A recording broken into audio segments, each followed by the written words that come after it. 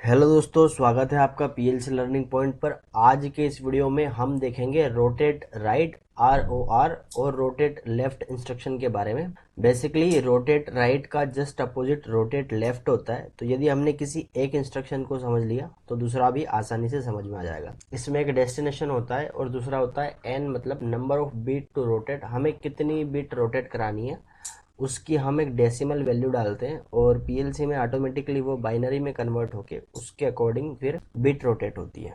तो चलिए चलते हैं प्रोग्रामिंग की तरफ और देख लेते हैं ये इंस्ट्रक्शन कैसे काम करता है।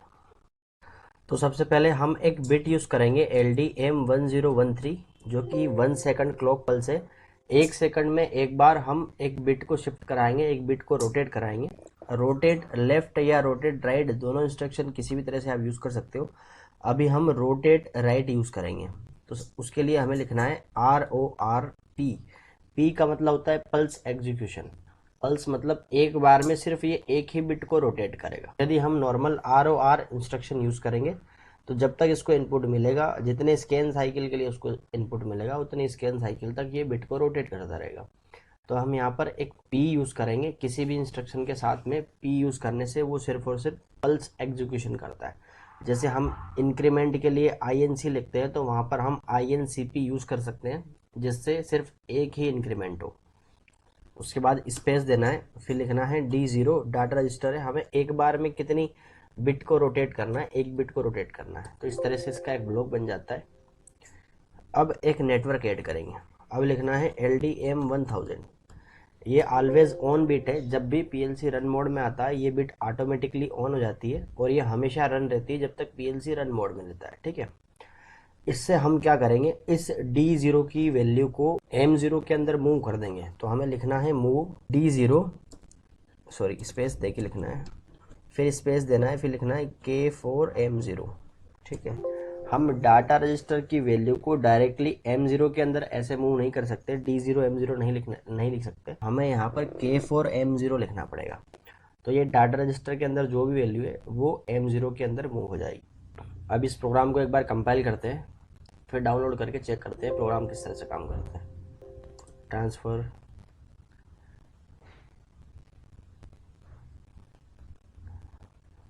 ऑनलाइन मोड, यहाँ से पीएलसी को रन करना है। देखिए 1 सेकंड क्लॉक पल्स है जो कि 0.5 सेकंड ऑन और 0.5 सेकंड ऑफ रहती है। मतलब 1 सेकंड में एक बार इसको पल्स देती है और 1 सेकंड में एक बार कोई बिट शिफ्ट होती है। ठीक है, और यहाँ पर एक M1000 बिट यूज़ करी हुई है जो कि नॉर्मली ओपन कॉन्टेक्ट है। जब पीएलसी रन मोड में आता है तो फिर वो क्लोज कॉन्टेक्ट हो जाता है। ठीक है, तो ये 1 सेकंड में एक बार इस बिट को शिफ्ट कराएगा और जैसे ही वो बिट शिफ्ट होती है मूव इंस्ट्रक्शन के थ्रू डाटा रजिस्टर की वैल्यू किसी एक मेमोरी बिट के अंदर मूव हो जाती है। ठीक है, अब ये काम कैसे करता है इसको समझने के लिए हमें एक मॉनिटरिंग टेबल को क्रिएट करना पड़ेगा। तो देखिए यहाँ पर एक मॉनिटर टेबल क्रिएट करिए जिसके अंदर M0 से लेकर M15 मतलब टोटल 16 बीट तक मेमोरी बिट यूज़ करी हुई है और एक डाटा रजिस्टर यूज़ किया हुआ है। इस डाटा रजिस्टर के अंदर अभी वैल्यू 0 है। अब इस डाटा रजिस्टर के अंदर इस वैल्यू को हम चेंज करके देखते हैं। देखिए 0 की जगह यहाँ पर 1 करके देखते हैं। देखिए जो रोटेट राइट है ये डाउन टू अप करता है, जो रोटेट लेफ्ट होता है वो अप टू डाउन करता है। ठीक है, तो इस तरह से ये बिट काम कर रही है। अब एक बार डाटा रजिस्टर की वैल्यू को चेंज करके देखते हैं इस टेबल के अकॉर्डिंग। D0 की वैल्यू को मैं चेंज करता हूँ। देखिए D0 के अंदर यदि मैं 7 डालता हूँ तो एक साथ में 3 बिट ऑन होगी और एक बिट ऊपर की ओर शिफ्ट हो जाएगी। ठीक है, यहाँ पर सिर्फ एक बिट इसलिए शिफ्ट हो रही है क्योंकि हमने यहाँ पर इस इंस्ट्रक्शन के अंदर n के अंदर 1 लिखा हुआ है। ठीक है, यहाँ पर देखिए n इक्वल टू 1 लिखा है। यदि हम यहाँ पर n इक्वल टू 2 लिखते हैं तो फिर ये जो एक बिट शिफ्ट हो रही है ये 2 बिट एक साथ शिफ्ट हो जाएगी। ठीक है, अब बात करते हैं इसका प्रैक्टिकल यूज़ कहाँ कर सकते हैं। तो देखिए यहाँ पर एक वैल्यू है 1010101 मतलब 21। ठीक है, तो एक बार मैं डाटा रजिस्टर के अंदर 21 डालता हूँ, फिर देखिए क्या होता है।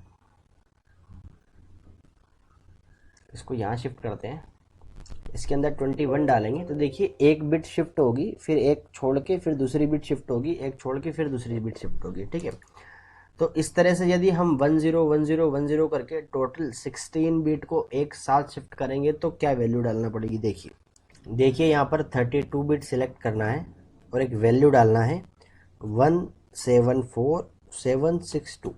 इस वैल्यू को जब बाइनरी में कन्वर्ट करोगे तो 01010101 आंसर आएगा। ठीक है, तो यहाँ पर देखिए पहले ये सिलेंडर ऑन है, फिर ये ऑफ होता है, फिर ये ऑन होता है, फिर ये ऑफ हो जाता है। ठीक है, तो यदि हमें पैरेलल 8 सिलेंडर एक साथ ऑन करने हैं और जब वो सिलेंडर ऑन रहे उसी वक्त कोई दूसरे 8 सिलेंडर हमें बंद करने हैं, तो हम यहाँ पर ये वैल्यू डाल के कर सकते हैं। ठीक है, अब देखिए इसकी टाइमिंग भी हम चेंज कर सकते हैं। टाइमर के थ्रू हम कंपेयर करा के हमें कितनी देर के लिए सिलेंडर को ऑन रखना है और उसके कितनी देर के बाद कितनी देर तक अदर सिलेंडर को ऑन करना है। ठीक है, तो यहाँ पर देखिए ये एक्चुअल में तो नीचे से ऊपर की ओर रोटेट हो रहा है, लेकिन एक बिट ऑन है और एक बिट ऑफ है, उस वजह से ये प्रोग्राम कुछ इस तरह से दिखाई दे रहा है।